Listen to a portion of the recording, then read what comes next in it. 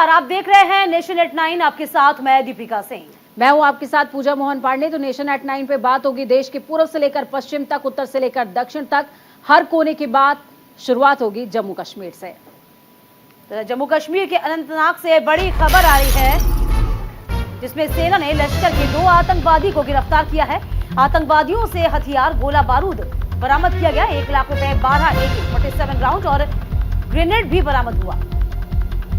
Bijbehara police station में मामला दर्ज हुआ है। बड़ी खबर, अहम जानकारी इस वक्त की आपको दे रहे हैं। बिजबेहरा पुलिस स्टेशन में मामला दर्ज हुआ है। बड़ी खबर, अहम जानकारी इस वक्त की जम्मू कश्मीर के अनंतनाग से बड़ी खबर है। सेना ने लश्कर के 2 आतंकवादी गिरफ्तार कर लिए हैं। हालांकि सेना का जो सर्च ऑपरेशन है वो लगातार जारी है। इसी बीच आपको बता दें, आतंकवादियों से हथियार, गोला बारूद बरामद किया गया है। 1 लाख रुपए, 12 AK-47 राउंड और 1 ग्रेनेड भी बरामद किया गया। बड़ी खबर, अहम जानकारी आपको अनंतनाग से दे रहे हैं, जहां पर जम्मू कश्मीर के अनंतनाग से बड़ी खबर सामने आ रही है। सेना ने लश्कर के 2 आतंकवादियों को गिरफ्तार किया है। आतंकवादियों से हथियार और गोला बारूद भी बरामद हुआ है, जिसमें 1 लाख रुपए, 12 AK-47 राउंड और 1 ग्रेनेड को बरामद किया गया है। मामला बिजबेहरा पुलिस स्टेशन में दर्ज।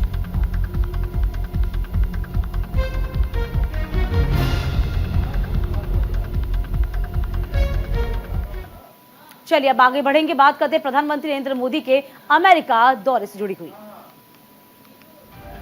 तो पीएम मोदी के अमेरिका दौरे का आज तीसरा दिन है, जहां उनके सम्मान में आज व्हाइट हाउस में रात्रि भोज का आयोजन होगा, जिसकी मेजबानी अमेरिका के राष्ट्रपति जो बाइडेन करेंगे। पीएम मोदी आज कांग्रेस के संयुक्त सत्र को भी संबोधित करेंगे। इसके पहले न्यूयॉर्क से वॉशिंगटन डीसी पहुंचने पर वॉशिंगटन डीसी के ज्वाइंट बेस एंड्रयूज पर गार्ड ऑफ ऑनर देकर पीएम मोदी का स्वागत हुआ था। इस दौरान भारत और अमेरिका के राष्ट्रगान की धुन भी बजाई गई थी। एयरपोर्ट के बाहर हजारों की तादाद में भारतीय समुदाय के लोग मौजूद थे। उन्होंने मोदी मोदी के नारे लगाए। पीएम मोदी ने वॉशिंगटन में फर्स्ट लेडी जिल बाइडेन के साथ एक कार्यक्रम में शिरकत की थी। इसके बाद पीएम मोदी प्राइवेट डिनर के लिए व्हाइट हाउस पहुंचे, जहां राष्ट्रपति जो बाइडेन ने उनका गर्मजोशी से स्वागत किया। तो ये अगली खबर जम्मू कश्मीर से है, जहां पर आज उपराष्ट्रपति बनने के बाद जगदीप धनखड़ पहली बार राज्य के दौरे पर जा रहे हैं, जहां वो जम्मू विश्वविद्यालय के विशेष दीक्षांत समारोह में मुख्य अतिथि होंगे। विशेष दीक्षांत समारोह के बाद उपराष्ट्रपति धनखड़ माता वैष्णो देवी के पवित्र मंदिर में पूजा अर्चना करने के बाद दर्शन करने के लिए कटरा जाएंगे। अपनी 1 दिन की यात्रा के दौरान उपराष्ट्रपति का जम्मू और कश्मीर राजभवन जाने का भी कार्यक्रम है। उपराष्ट्रपति के दौरे को लेकर सुरक्षा एजेंसियों को अलर्ट मोड पर रखा गया है। उपराष्ट्रपति धनखड़ के अलावा 5 दिन में 2 और वीवीआईपी मूवमेंट होगी। 23 जून को गृह मंत्री अमित शाह और 26 जून को रक्षा मंत्री राजनाथ सिंह का राज्य का दौरा है। चलिए अगली खबर दिल्ली से है, जहां मणिपुर के हालात पर केंद्र सरकार ने 24 जून को सर्वदलीय बैठक बुलाई है। गृह मंत्रालय के प्रवक्ता के आधिकारिक हैंडल से ट्वीट कर इस बात की जानकारी साझा की गई। ट्वीट में बताया गया कि गृह मंत्री अमित शाह ने मणिपुर की स्थिति पर चर्चा करने के लिए 24 जून को दोपहर 3 बजे नई दिल्ली में सर्वदलीय बैठक बुलाई है। विपक्षी दल लगातार मणिपुर के हालात पर चर्चा करने के लिए सरकार से एक सर्वदलीय बैठक की मांग कर रहे थे। इसके पहले 15 जून को राहुल गांधी ने भी मणिपुर के हालात पर ट्वीट कर प्रधानमंत्री नरेंद्र मोदी पर निशाना साधा था। उन्होंने प्रधानमंत्री पर चुप्पी साधने का आरोप लगाया था। साथ ही कहा था कि मणिपुर में शांति बहाल करने के लिए एक सर्वदलीय प्रतिनिधिमंडल भेजा जाना चाहिए। आपको यहां बता दें कि मेइती समुदाय की ओर से अनुसूचित जनजाति दर्जे की मांग की जा रही है। 3 मई को राज्य के पर्वतीय जिलों में मेइती समुदाय की इस मांग के विरोध में आदिवासी एकजुटता मार्च निकाला गया था। इसके बाद झड़पें शुरू हुई थी। हिंसा में 100 से ज्यादा लोग अपनी जान अब तक गंवा चुके हैं। खबरों में एक बार फिर से रुख करेंगे दिल्ली का, जहां कांग्रेस की पूर्व अध्यक्षा सोनिया गांधी ने हिंसा से जूझ रहे मणिपुर के हालातों पर प्रतिक्रिया दी है। कांग्रेस पार्टी के आधिकारिक हैंडल से सोनिया गांधी का वीडियो संदेश ट्वीट किया गया। अपने संदेश में सोनिया गांधी ने कहा, तकरीबन 50 दिनों से हमने मणिपुर में भीषण मानवीय त्रासदी देखी है। मणिपुर में लोगों के जीवन को तबाह करने वाली अभूतपूर्व हिंसा ने देश की अंतरात्मा को गहरा जख्म दिया है। उन सभी लोगों के साथ मेरी संवेदनाएं हैं जिन्होंने अपने प्रियजनों को खोया। मुझे ये देखकर गहरा दुख है कि लोगों को उस एकमात्र स्थान से पलायन करने के लिए मजबूर होना पड़ा जिसे वो अपना घर कहते हैं। उन्होंने कहा, मैं शांति और सद्भाव की अपील करती हूँ। उन्होंने ये भी कहा कि मुझे मणिपुर के लोगों से अपार आशा और विश्वास है कि हम साथ मिलकर इस पर अग्नि परीक्षा को पार कर लेंगे। अगली खबर झारखंड से है, जहां बीजेपी अध्यक्ष जेपी नड्डा गिरिडीह के दौरे पर आएंगे। पिछले विधानसभा चुनाव में गिरिडीह की 6 विधानसभा सीटों में से बीजेपी को सिर्फ 1 सीट ही सफलतापूर्वक मिली थी। ये पार्टी के लिए बड़ी चिंता का विषय भी है। नड्डा गिरिडीह दौरे पर जिले की 6 विधानसभा सीट सहित आसपास की 10 से 12 विधानसभा सीटों को साधने की कोशिश करेंगे। आपको बता दें कि 2024 में लोकसभा चुनाव के बाद झारखंड में विधानसभा चुनाव होंगे। ऐसे में बीजेपी अभी से अपनी तैयारियों में जुटी हुई है। आगे खबर बिहार से, जहां पर 23 जून को विपक्षी दलों के बैठक से पहले मुख्यमंत्री नीतीश कुमार से आरजेडी सुप्रीमो लालू सीएम आवास में मुलाकात करते नजर आए। बीती शाम 7 बजे लालू अपने आवास से निकलकर सीधे सीएम आवास पहुंचे। लालू यादव करीबन आधे घंटे तक सीएम आवास में रहे। बताया जा रहा है कि विपक्षी दलों की बैठक की तैयारियों का जायजा लेने लालू यादव सीएम हाउस पहुंचे हुए थे। बैठक की तैयारियों की पूरी जानकारी उन्होंने ली है। स्वास्थ्य कारणों के चलते सीएम नीतीश तमिलनाडु नहीं गए थे और 21 जून को होने वाली कैबिनेट की बैठक भी रद्द कर दिया गया था। तो वहीं तेजस्वी यादव ने कहा कि 2024 लोकसभा चुनाव कोई व्यक्ति विशेष का नहीं बल्कि देश की जनता का चुनाव है। देश की जनता को अपने नेता को चुनना है। इस सरकार में बेरोजगारी बढ़ी है, महंगाई चरम पर पहुंच गई, गरीबों का हक मारा जा रहा है, अमीर अमीर होता जा रहा है, इसलिए ये बैठक जरूरी है। विपक्षी दल के नेता जो भी आएंगे इस बैठक में अपनी बातों को साझा करेंगे। चलिए अब बात करते हैं उत्तर प्रदेश की, जहां राष्ट्रीय खाद्य सुरक्षा अधिनियम के तहत कवर किए गए राइस फोर्टिफिकेशन योजना के तहत 15.5 करोड़ लाभार्थियों को फोर्टिफाइड चावल के वितरण करेगी। इसी के लिए योगी आदित्यनाथ के नेतृत्व वाली सरकार ने राज्य में केवल उन चावल मिलों से धान आवंटित करना शुरू कर दिया है। एक आधिकारिक बयान के मुताबिक केंद्र सरकार की चावल फोर्टिफिकेशन योजना के दूसरे चरण में राज्य के 60 जिलों में 64,365 राशन की दुकानों को NFSA के तहत कवर किया गया है। 12 करोड़ लाभार्थियों को 46.10 लाख मीट्रिक टन फोर्टिफाइड चावल के वितरण के लिए चुना गया है। गौरतलब है कि चावल भारत की 65% आबादी का मुख्य भोजन है और भारत चावल का सबसे बड़ा उत्पादक और उपभोक्ता भी है, जो दुनिया के चावल के कुल उत्पादन में 22% का योगदान देता है। खबरों में आगे बढ़ते हुए राजस्थान की बात करेंगे। मुख्यमंत्री अशोक गहलोत पाली दौरे पर गए।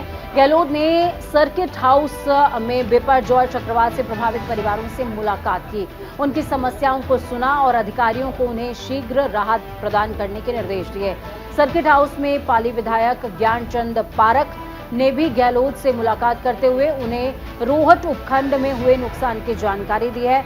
पारख ने बताया कि इस क्षेत्र में हजारों मकान और सड़कें क्षतिग्रस्त हो चुकी हैं। 4 गांवों का तो सड़क मार्ग से संपर्क ही कट चुका है।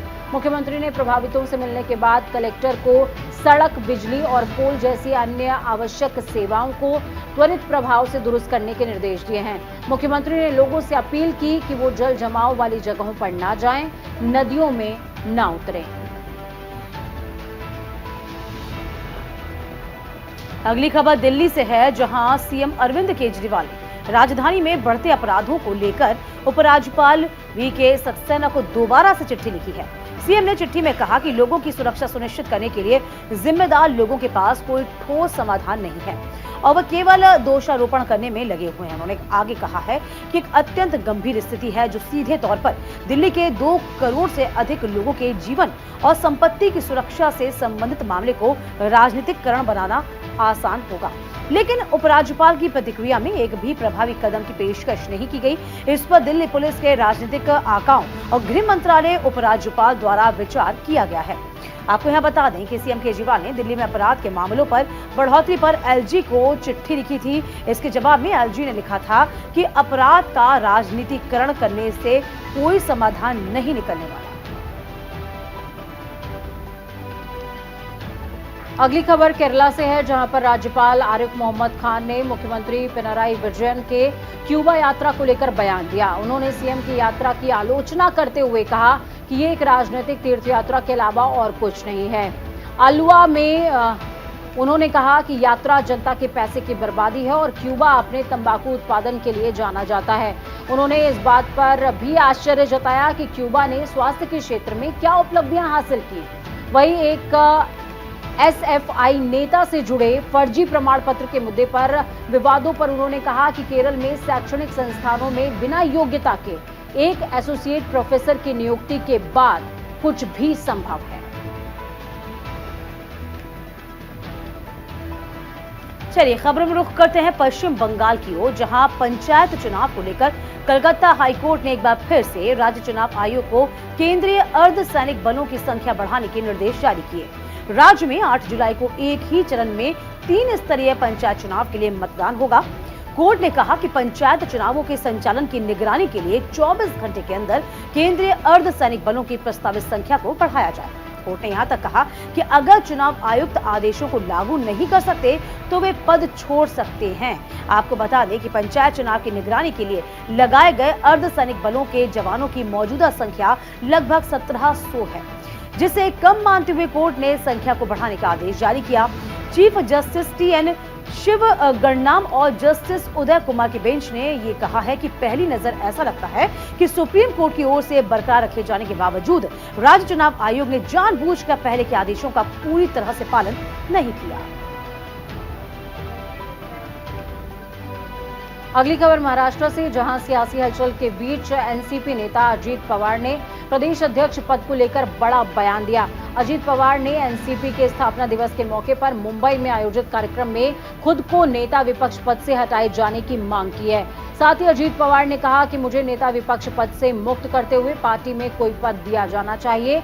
जो भी पद दिया जाएगा उसके साथ मैं न्याय करूंगा। हालांकि इसका फैसला वरिष्ठ नेता करेंगे। उन्होंने आगे कहा कि आगामी चुनावों में वंचित बहुजन अघाड़ी और बीआरएस जैसी पार्टियों को हल्के में ना लें। आपको बता दें कि हाल ही में एनसीपी प्रमुख शरद पवार ने बेटी सुप्रिया सुले और प्रफुल्ल पटेल को नया कार्यकारी अध्यक्ष बनाया था। इस बदलाव से अजीत पवार की नाराजगी के कयास लगाए जा रहे थे। हालांकि पवार ने खुद इन सभी खबरों को खारिज कर दिया था। चलिए खबरों में आगे बढ़ते बात होगी छत्तीसगढ़ की, जहां गृह मंत्री अमित शाह राज्य के दौरे पर जाएंगे। इस दौरान दुर्ग में मोदी सरकार के 9 साल पूरे होने पर सभा को संबोधित किया जाएगा। अमित शाह के दौरे को चुनावी बिगुल भी कहा जा रहा है। केंद्र की नरेंद्र मोदी की सरकार को 9 साल पूरे होने पर शीर्ष नेतृत्व के निर्देश पर देश सहित छत्तीसगढ़ में भी 1 महीने तक कई कार्यक्रम होने जा रहे हैं।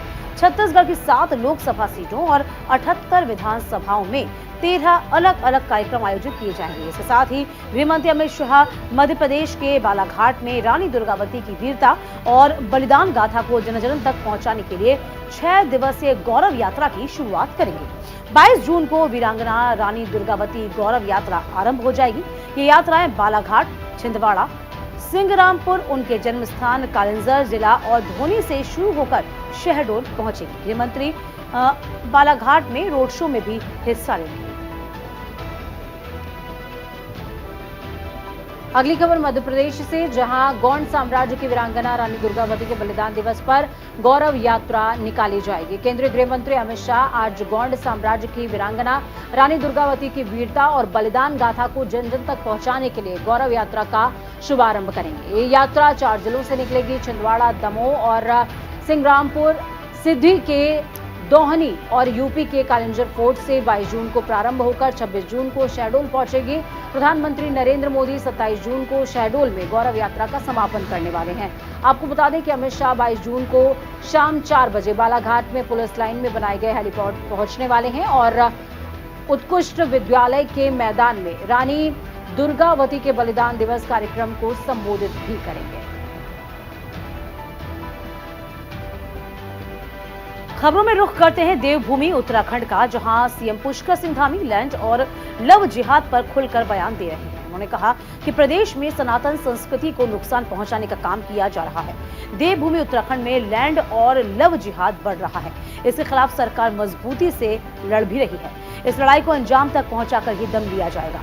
उत्तराखंड की भूमि ध्यान और आध्यात्म का केंद्र है और योग हमारे लिए पूजा पाठ नहीं बल्कि ज्ञान रूपी प्राचीन धरोहर है। इसे सहेजने के लिए सभी को अपनी भागीदारी सुनिश्चित करनी होगी, निभानी होगी। सीएम धामी ने कहा, जागेश्वर धाम का विकास सरकार की प्राथमिकता में है। यहाँ जल्द ही हेलीपैड बनाया जाएगा। इसके लिए भूमि चयन के निर्देश दिए गए हैं। आपको बता दें कि जहां हेलीपैड बन जाने से श्रद्धालुओं को बद्रीनाथ केदारनाथ की तरह हेली सेवा उपलब्ध हो सकेगी।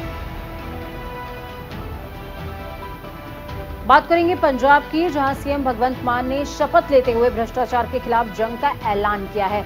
उन्होंने कहा कि भ्रष्टाचार को जड़ से खत्म किया जाएगा और प्रदेश को फिर से रंगला पंजाब बनाया जाएगा। उन्होंने कहा कि पंजाब की मुखालफत करने वालों पर कार्रवाई की जाएगी। सीएम ने कहा कि राज्य सरकार को गोवा में पंजाब की करीबन 9 एकड़ जमीन मिली थी, जो कि पिछली सरकार के दौरान मामूली कीमत पर लीज पर दी गई थी। मान ने कहा, इस जमीन को जल्द खाली कराया जाएगा और इसमें शामिल किसी भी नेता को बख्शा नहीं जाएगा। अगली खबर हिमाचल प्रदेश से है। प्रदेश में पहली बार मुख्यमंत्री सुखविंदर सिंह सुक्खू के लिए हेलीकॉप्टर सेवाएं फिर से बंद कर दी गई हैं। दरअसल राज्य में नया हेलीकॉप्टर अभी आया भी नहीं है और पुराने की लीज 1 जून को खत्म हो चुकी है। नया हेलीकॉप्टर लेने के लिए 15 जून को फिर से टेंडर लगाए गए हैं, जो 1 जुलाई को खुलेंगे। इसके बाद ही तय होगा कि नया कब तक हेलीकॉप्टर आ पाएगा। सूत्रों के अनुसार मुख्यमंत्री को मंगलवार को अचानक दिल्ली जाना था, तो उन्हें जाने के लिए हेलीकॉप्टर नहीं मिला। इसीलिए राज्य सरकार ने 1 जून से हेलीकॉप्टर की सेवाओं को बंद कर दिया है। ऐसा किए जाने से इस महीने हेलीकॉप्टर पर एक भी पैसा खर्च नहीं हुआ। इससे सामान्य प्रशासन विभाग की बचत भी हुई है। खबरों में एक बार फिर से बात करेंगे बिहार की, जहां पटना में आज से 2 दिनों तक लेबर एंगेजमेंट ग्रुप की G20 बैठक होने जा रही है। आज हो रही बैठक को लेकर सुरक्षा व्यवस्था चाक चौबंद रखी गई है। अधिकारियों के मुताबिक कार्यक्रम की शुरुआत कल्चरल इवेंट और वेलकम डिनर के साथ होगी। बिहार के आर्टिस्ट इस मौके पर सांस्कृतिक परफॉर्मेंस के साथ ही विदेशी मेहमानों का दिल जीतते नजर आएंगे। इससे पहले G20 की बैठक में शामिल होने आए विदेशी मेहमानों का पटना एयरपोर्ट पर शानदार स्वागत किया गया। पटना आने वाले रूस, इंडोनेशिया, इंग्लैंड, अर्जेंटीना, इन जैसे तमाम देशों के कई प्रतिनिधियों ने पटना की प्रसिद्ध बिहार संग्रहालय का भ्रमण भी किया। आपको बता दें, पहली बार बिहार में G20 की मीटिंग का आयोजन हो रहा है। अगली खबर आंध्र प्रदेश से है, जहां मुख्यमंत्री वाईएस जगन मोहन रेड्डी ने सिंचाई विभाग के अधिकारियों के साथ बैठक की है। इस दौरान सीएम जगन ने राज्य के प्राथमिकता वाली सिंचाई परियोजनाओं को समय से पूरा करने का निर्देश भी जारी किया। सीएम ने उन्हें कार्य योजना के साथ आने और पूरा करने के लिए कार्यक्रम तय करने को कहा। उन्होंने कहा कि 15 दिन में उनके कामों की समीक्षा की सलाह दी। वहीं समीक्षा बैठक के दौरान पोलावरम सिंचाई परियोजना पर अधिकारियों ने सीएम को काम की प्रगति की जानकारी दी है। यहाँ आपको बता दें, केंद्रीय जल शक्ति मंत्रालय और केंद्रीय जल आयोग के विशेषज्ञों ने हाल ही में गाइड बांध के एक हिस्से के आंशिक रूप से धंसने का निरीक्षण किया था। उन्होंने सिंचाई अधिकारियों को सलाह दी थी कि वे क्षतिग्रस्त हिस्से को रॉक डंप और सीमेंट की घोल से भर दें और गैबून के साथ सहयोग दें। एक बार फिर से खबरों में रुख करते हैं जम्मू कश्मीर का, जहां उमर अब्दुल्ला ने धारा 370 को लेकर बयान दिया। उन्होंने नॉर्थ कश्मीर के बारामूला जिले के द्रंग तांग मार्ग में पार्टी पदाधिकारियों को संबोधित करते हुए कहा कि राज्य में तब पार्टी कमजोर नहीं होती तो आज कश्मीर से धारा 370 नहीं हटती। उमर अब्दुल्ला ने पार्टी के नेताओं को संबोधित करते हुए कहा कि ये एक कड़वा सच है कि 5 अगस्त 2019 को केंद्र सरकार धारा 370 नहीं हटा पाती और लद्दाख को हमसे अलग नहीं कर पाती अगर राज्य में नेशनल कॉन्फ्रेंस राजनीतिक रूप से मजबूत होती। उन्होंने साथ में कहा कि केंद्र सरकार पर निशाना साधते हुए बिना किसी से कोई चर्चा किए सरकार फैसला ले रही है। हर जगह संकट की स्थिति है। मौजूदा सरकार केवल अपना पीआर करने में व्यस्त है, जबकि जमीनी हकीकत और उनके दावे इसके बिल्कुल उलट हैं। चलिए, इसी के साथ नेशन एट 9 में अभी के लिए बस इतना ही। वक्त छोटे से ब्रेक का हुआ है। ब्रेक के उस पर भी खबरों का सिलसिला लगातार जारी रहेगा। नमस्कार।